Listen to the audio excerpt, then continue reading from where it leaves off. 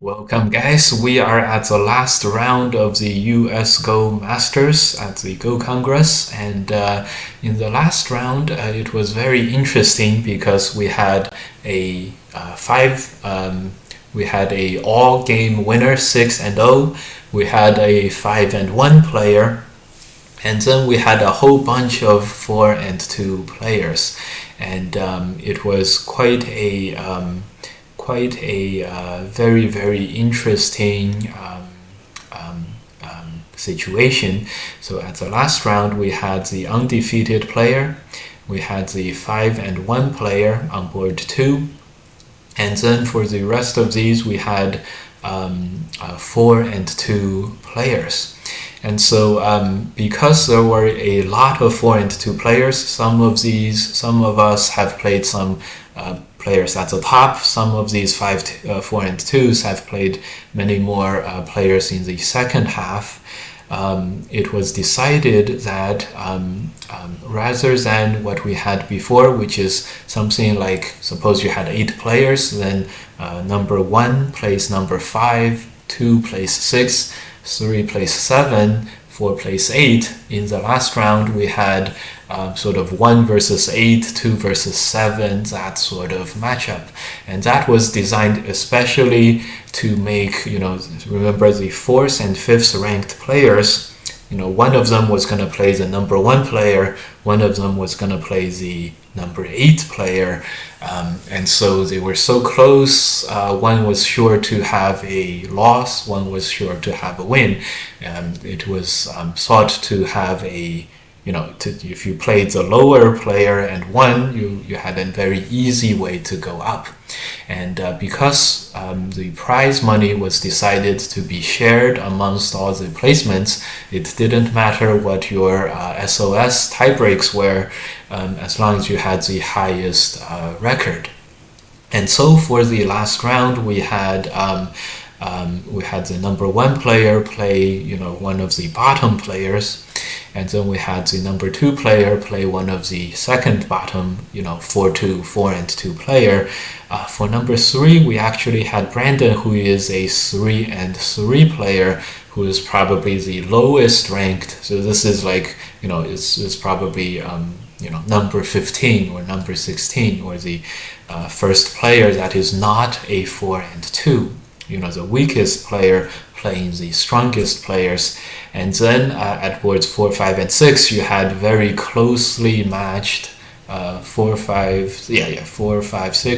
You had the closely matched players who are all 4-2, and their SOSs were all tied together. So this basically meant that these players would fight with each other and really try to earn their way to 5-2, which I kind of support. In the specific exact case, I think Henry or me was the straight middle of the pack player. So one of us either would have went to the top and played Shell, and another one would have played On, or one of us would have played the top and one of us would have played Brandon, or the lower guy, and it was just the chance of getting prize money was astronomically different. But in the way the match was made, our chance of getting prize money was basically 50-50. So I think I totally support this and this pairings made a lot of sense. And namely, Ryan was the strongest player to not play the undefeated Wang Yuanjun, and if we sent Ryan up, he would have played all the strongest players. He probably would have had a 4-3, and someone like, if I played someone very low on the bottom, I would have had a super easy 5-2. And yeah, clearly Ryan deserves this more than I do, but then he's not gonna show for it at the end of the game. In fact, before the match, I was expecting to play Xiao Zhenghao or An Song-hin, and so when I found out that I was not gonna get a chance, I was very disappointed. And then I thought about, well, maybe this gives me a chance to share in the prize money. So then I was, still on the go, very, very happy. And at least Henry was also a professional player. And so I can win. If I win, I can win professional points. And if I lose, I totally don't deserve any spots on the top. So it was with this pairings, a little bit unfortunate for Brandon to be sent up against the 9p, but this makes a lot of sense. Of course, we could have avoided this if we had more rounds in the Masters or less players. Both would be okay. I like more players, so let's have more rounds. 8 or 9 rounds next year would be great. So it is the most even matchup, the most pro versus pro, also the most middle of the pack in terms of tie breaks, both 4 and 2. It is along this lines that the most exciting game of the last round comes down to my game versus Henry. And I've seen how Henry played before, so I've seen how Henry played before, so I knew what to expect. I go into this Joseki. Modern Joseki series states any sort of pincer can be answered by white playing the pressing move to a good result. And this is the most complicated one. I played this Joseki a bunch online, yet unfortunately, despite playing this a lot online, I still don't know the full Joseki. I do know that, up to this point, I've played a lot of Josekis that looks like this, and then something like this, and then I was gonna figure out what to do afterwards. One Joseki goes like here, one Joseki goes like protect this somehow. White survives, black survives. That's supposed to be good for white. I was gonna rely on this, even though I knew I was probably gonna mess it up at some point. But this is the beginning of the game. Of course I would go for the higher expected value place. So when black played here, it was another Joseki. I just blocked.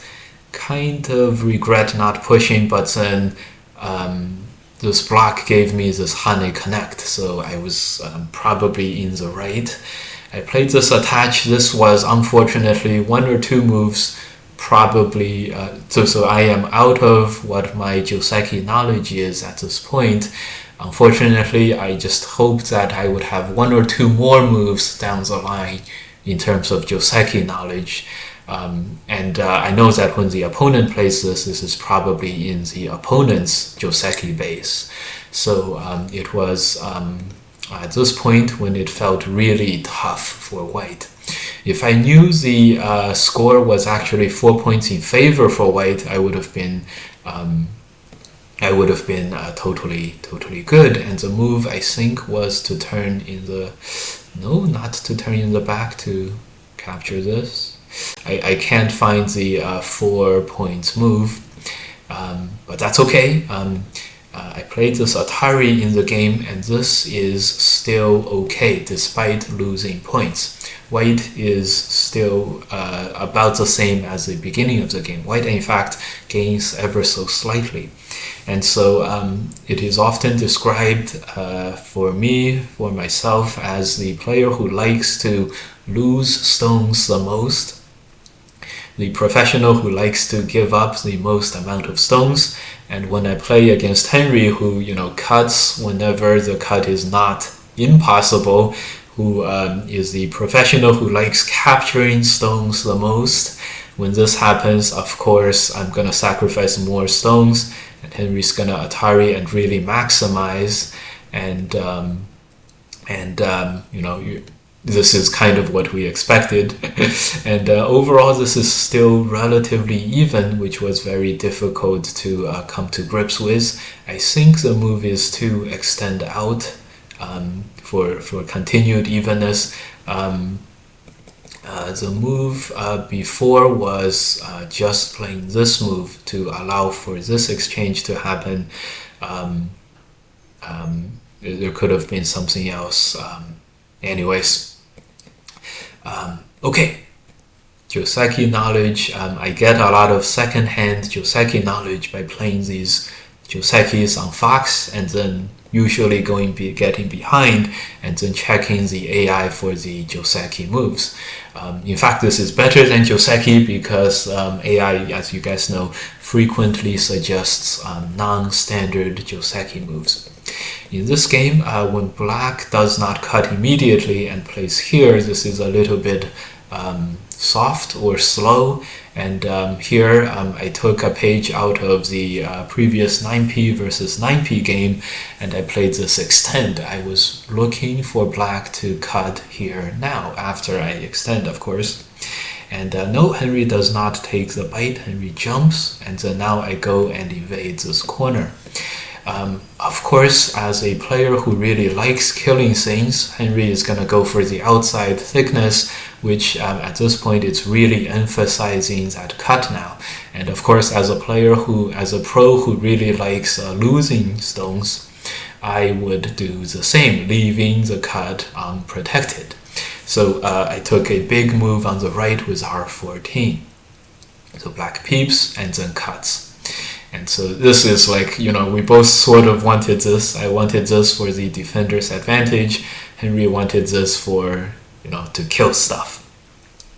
This move, I'm not sure if white could have gotten any synthase at this point, but let's just say white, taking a page out of the 9p versus 9p game, I am now very greedy to take value on the right hand side and the outside, and perfectly happy allowing this group to be attacked.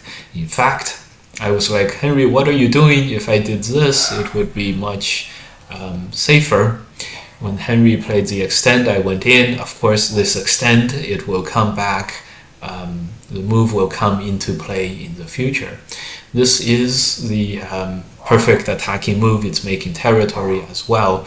And at this point, I played this move. Right now, white is safe to survive like this.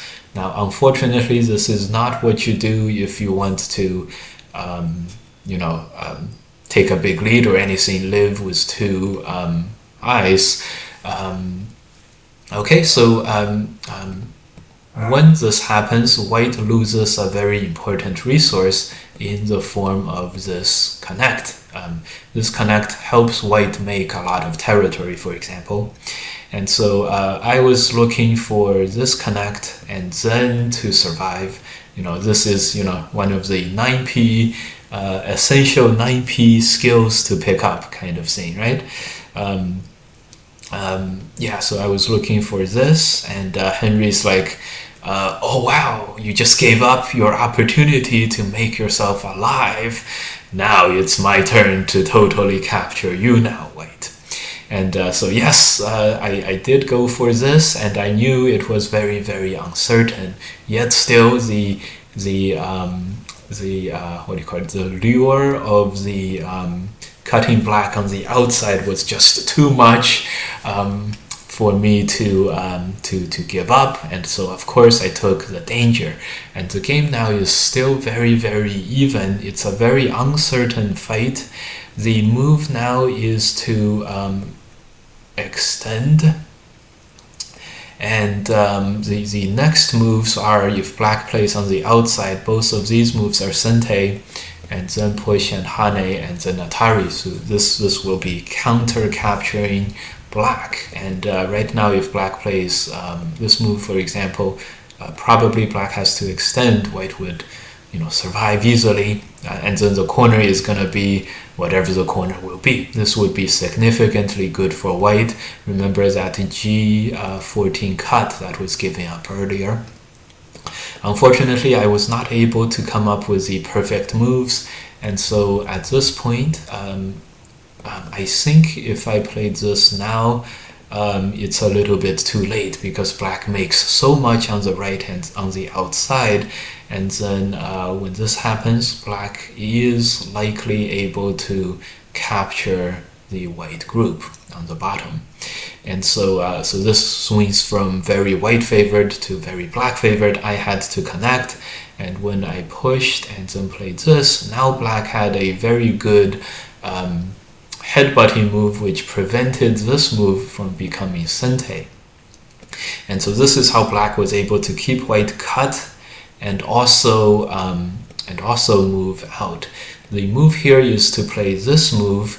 Now, just because that move, this move is no longer sente, it just means that black is now able to play on the bottom. There's still this kind of shape, and then there's this cut, and then this is what Henry didn't want to see happen, white capturing these stones. Of course, white was not going to make any of these exchanges first. White was just going to do this. This is probably what both of us decided was okay for white. In fact, this is actually very good for black. There's other moves to play for white, but anyways, in the game black harness, and this would prove to be a big mistake.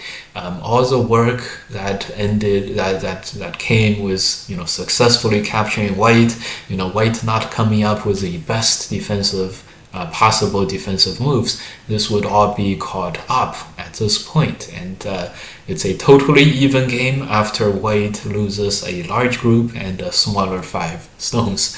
Crazy at the time. Black probably expected to be way ahead.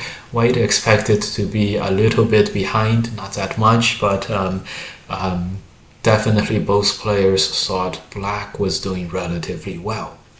But this is me, the player who likes to lose a lot of stones, and so I definitely did.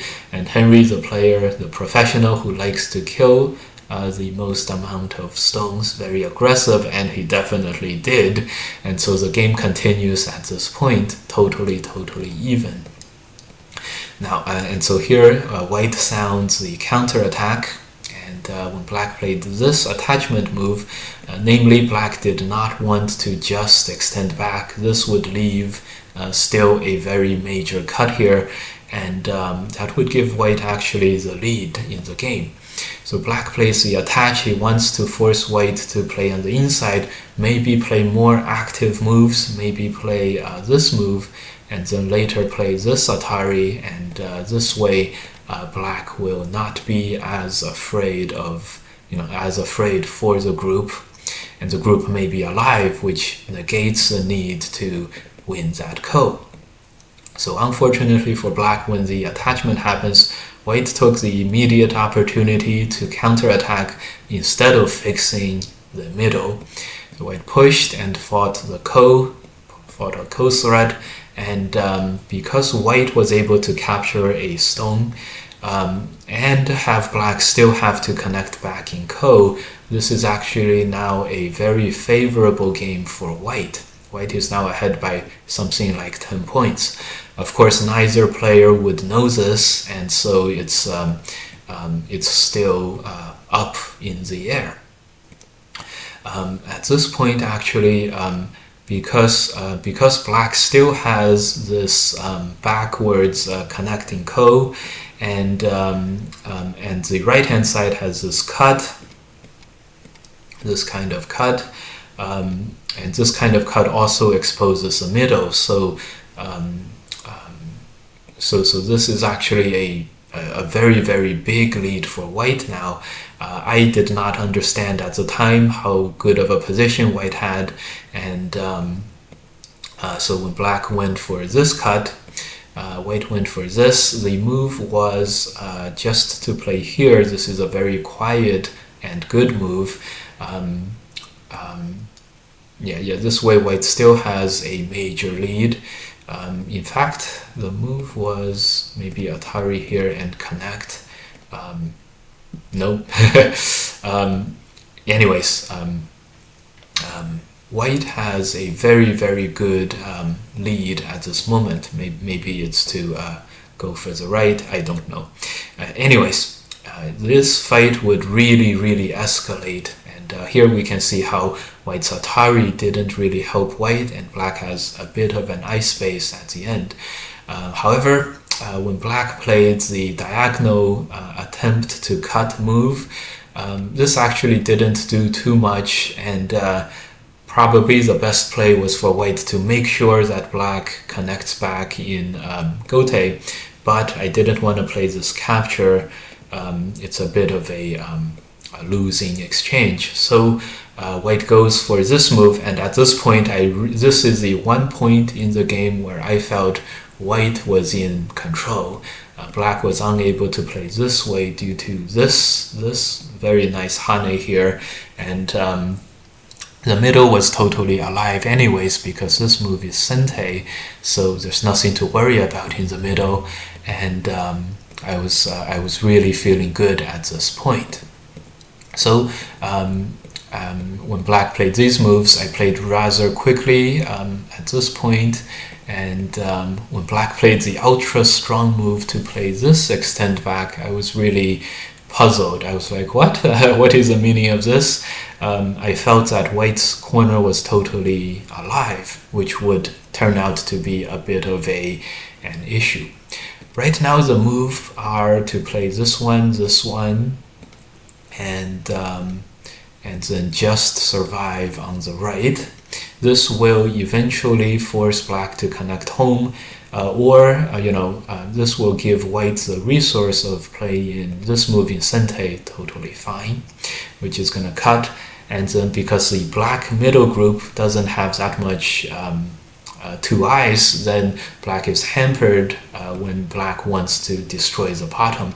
And even if this bottom is destroyed like this is actually White having enough territory to win the game just on territory alone. A very crazy thought, given that Black captured so many stones earlier. So here at the cusp of victory, I did something that was really problematic because I had a very tough looking game. Even though with AI we saw that White was ahead, this kind of position where you lose a group you never feel that good about. So in the game, I felt that the game was very tough for the entirety of the game, and so when I finally reached a winning position, I really made myself very relaxed a little bit, and that proved to be very bad. So here I played the capture that I said I didn't want to play, and then Black connected here. In fact, here the problem was I was going to play the peep, and I was afraid of Black playing this. Of course, in hindsight, you'd say, what? Why would you be afraid of this? This clearly is no problem, and then just make your territory. And how is this going to be a lost game? How is this going to be a loss? I have no idea. Oh, yes. Black was going to go for a ko in the corner. Anyways, so just fix the ko then. This would have been an easy victory, but the bottom. Okay, so I played the capture, and then when I played this, Black played the connect, which not only gave Black liberties, it also took away a lot of White's liberties, which turns out to have a huge impact. And there was a follow-up problem, which was when Black goes for the attach, White probably has to give way now. And in the game, I just was not in the mode to give out that sort of value. And all these liberties were tightened and secured for Black. This made Black's push down extremely strong. In fact, here it was actually still okay for White. I know not what the moves are, but probably something like this was still gonna be a win for White. Of course, the captures at first. I I know not how this, anyways. So I extended. This was the strongest move I can think of.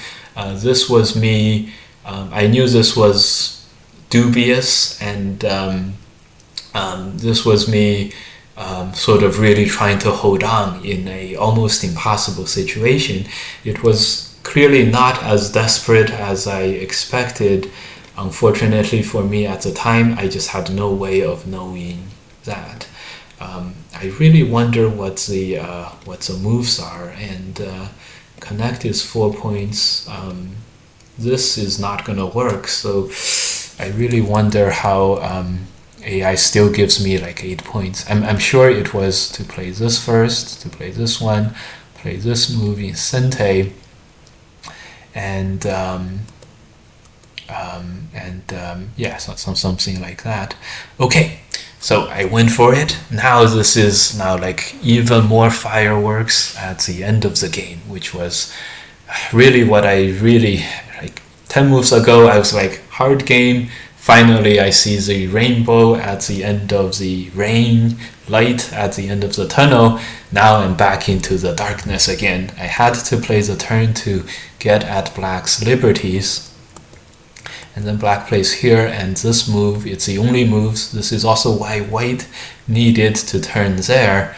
Here there was a potential to play this exchange, but at this point this exchange slightly favors white actually, and that's because white has a Sente on the inside, and then white has distinctly a lot of liberties. And this may have been too many liberties for white. Anyways, so black squeezes and then connects out. White has very few liberties, but luckily for me, I had just enough to have this, which is black was gonna play here. I was gonna Atari, and then capture. I was gonna have a ko. Now this was white's like big potential territory, right? And then black goes in, and he has a chance to turn this into 30 points for black. This was this looks like a huge success, but just like the Ryan game we saw on the previous night, because black was unable to win the ko, because white does have ko threats. Let's find a bigger ko thread, maybe this one. Oh no, that's not a ko thread. Maybe this one. Hard to say, huh? Maybe this one. Is this big enough? Oh, that's only 3 points. I see. It's not white by 21, it's white by 3 points. This ko still is workable for white, and of course white could have tried to make a ko thread too, and of course before white does, yes, that's right, before white does the kos, white was going to capture this move in Sente because of this cut, and as a result of this, having this ko now is going to be greatly favorable for white. Yes, that's right. Yes, and then the exchange is going to happen.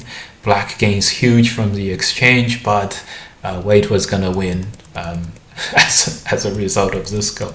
Can't believe this was what like saved me at this point. Okay, so when I played here, black goes for the right hand side to try to get one more liberty. Unfortunately, if white cannot Atari on the bottom, if white just plays here, black is gonna get that liberty. Then that ko becomes dead for white, unacceptable. So unfortunately for white here, white had to play this. And so how successful was black's attach from earlier? This attach, 20 moves later, black is now able to survive by extending into the corner against white. Crazy. I was again saved by the fact that I played this, and then the turn became Sente, and White would connect, and here it's not super clear who's gonna win this, but what is clear is after this, White was gonna get enough liberties and co-threats to win this kind of a fight. In fact, White can probably throw in and then really commit to this co-fight. Because there's a lot of backwards liberties for White. This is going to be White behind by 1, but if White fights this J7 ko, White could be ahead by 1 liberty. So at this point, and of course White can leave that liberty for a Seki, that would also work for White. So despite Black being able to destroy all of this corner, it was still not enough. And so this was very, very complicated. Unfortunately, I played this cut, may have lost a bit, but this is all very, very complicated. So afterwards, White connects, and at this point, it was actually going to be a White win. White was actually winning, and of course, it depended all on those ko's. In the game, actually, White makes a bit of a mistake. The plan was to play this move and then play this move. This is now very likely to be a Seki shape. White will not connect. This is going to be a Seki shape. White was going to connect this, and then this, and this. This was going to be a Seki shape. Unfortunately for White here, even if this is a Seki shape, it's not a guarantee of victory because Black can still make this alive or capture the corner. So, but in any case, this was the plan. Unfortunately for me, I played this move, and then this allowed Black to play the Atari, which just got rid of the mutual liberty. So now it's a co-fight to the death. There's no more life. Now, fortunately for me, White was able to, through some extraordinary luck, White was able to still get that 1 liberty back. So Black only destroyed the mutual liberty in Sente, which means it's a ko to live, which means there's some kind of a ko. It did not mean that White was going to be behind by 2 liberties. It was 1 liberty instead of 2 liberties. Yes, and then there's S19 there. In fact, here, the move was to play S19 right away, and Black can either play to get rid of the ko, and then White was going to capture the bottom. This would mean 0 damage done to White, and this would be a huge victory for White. Black could have Atari'd here. This would be very similar to the game, and Black could also extend, and unfortunately for Black, this extend was going to give White too many liberties, too many co-threats to fix. You'll see how crazy this came down to. White cuts and Black captures, Ataris. Here, luckily, White was able to find this resource. There's a very nice double Atari throw-in. So when Black plays here, White was going to capture this and extend, and this was likely to be a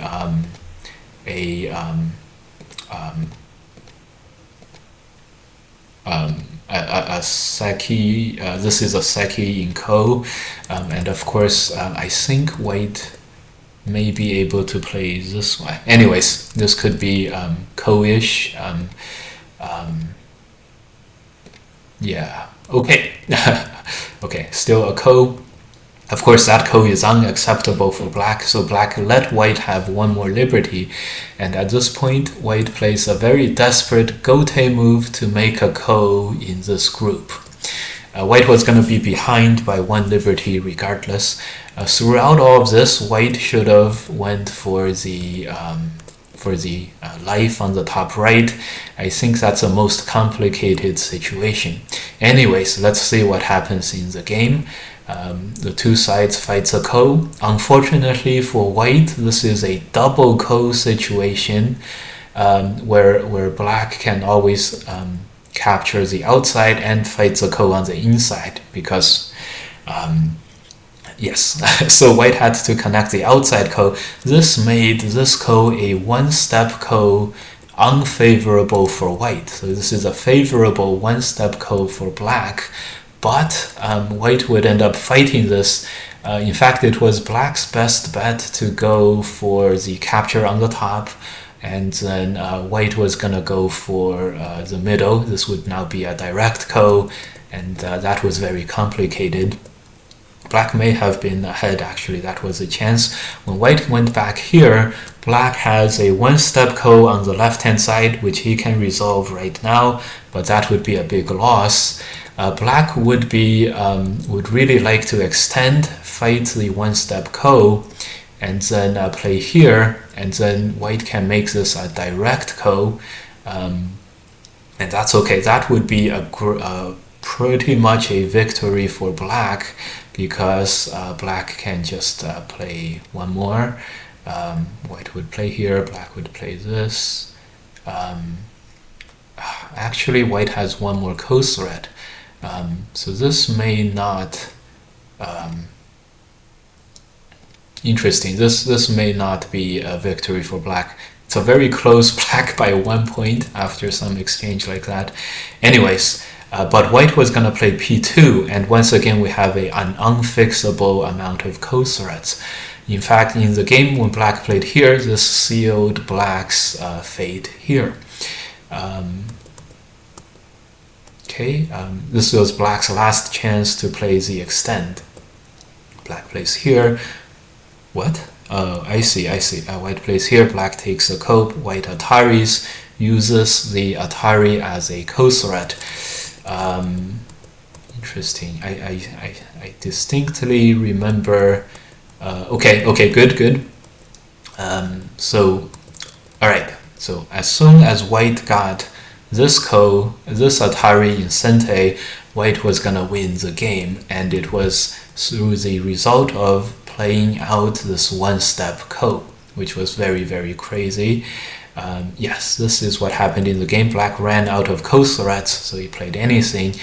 Black's move had to be something like here. In this case, this is now a direct ko, and then unfortunately black still has no ko threats, so black would have had to play these moves. Let the middle live, and then capture the top right. So this way, black gets both the capture on the top right and the life in the corner, but because the life was too small, this is a 20-point victory for white.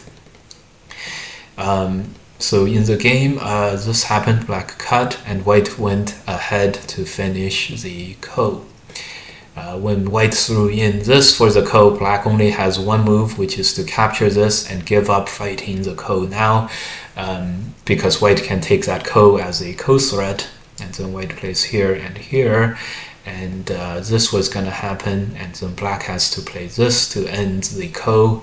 White was going to play here, or block to win the game, also by a significant amount. So at this point, black played here to resign. Great, not being able to win the ko, and then tremendously difficult game for both sides. Was very difficult for white, especially, there was that light at the end of the tunnel kind of feel, and then back into the darkness again after making this very, very bad, crude, vulgar move. Very crazy. This game ended up being for a lot of money, because remember we had mentioned that the last round we paired up the strongest versus the weakest, and then me and Henry was in the middle, so we played each other, and so this is why at the end I would have 5 wins with a very low tiebreak. I had lost early, and yeah, so that's how I earned myself into a spot on the 6. And fortunately, with the way the prize money worked, I shared the prize money with 3, 4, 5, and 6. So I shared with prize money with all the people who came before me, and no one who came after me, which was very interesting. And they also handed out prize money for top NA players, and they upped the top North America players. And they took some of the prize money from the Open, the total, and then they gave it to the NA. At the end, NA top 4 players in North America would share 40% of the prize as the 6 players at the top of the North America Masters. So it was 60% to the overall winners, and then 40% goes straight to the North Americans. So with North America, it was Ryan, Alex, and me. And so with North America, I was number 3, and I shared the prize money with 1 and 2. And we did not share anything with 4. So that was really, I really lucked out on this one. In fact, all these 8, 9 players shared the prize money for 4th place, which is like $480. And the 9 of them shared like $480. So it was, I really had a very fortunate thing, dispersion. And at the end, I shared the prize money and shared a lot of it, tied for first in terms of prize money. And at the end, remember I said, I really wanted to play the 9P Zhao Zhixun on the last round. And then I looked at my checks at the end for the prize money. It was like $2,000. And then I said, okay, playing 9Ps is not as it's not as enjoyable as it sounds. It's a little overrated compared to the prize money. Would I do it for the So anyways, of course it would have been a totally different story if I played Henry and lost, and then had like $60 for the prize money. And then I would have looked at my prize money, $60, and then looked at the 9P, and I said, I wish I played the 9P. Of course, it's a whole other thing to say, well, what if I played the 9P and then won? And then that would have been the dream perfect scenario. But let's just, I looked at my prize money and I said, maybe playing the 9P is not as important to me as it seemed. Anyways, so that was the money match, and it was the only pro versus pro match on the last round. So thanks for watching, and this was a bit of a crazy one. Lots of opportunities for both sides. This was a rare one where the win rate or the win points differential was actually more in my favor than I expected. Usually the point differential is way against me usually. So thanks for watching, and next and the last round we're gonna see another very exciting money match. See you guys in the next one.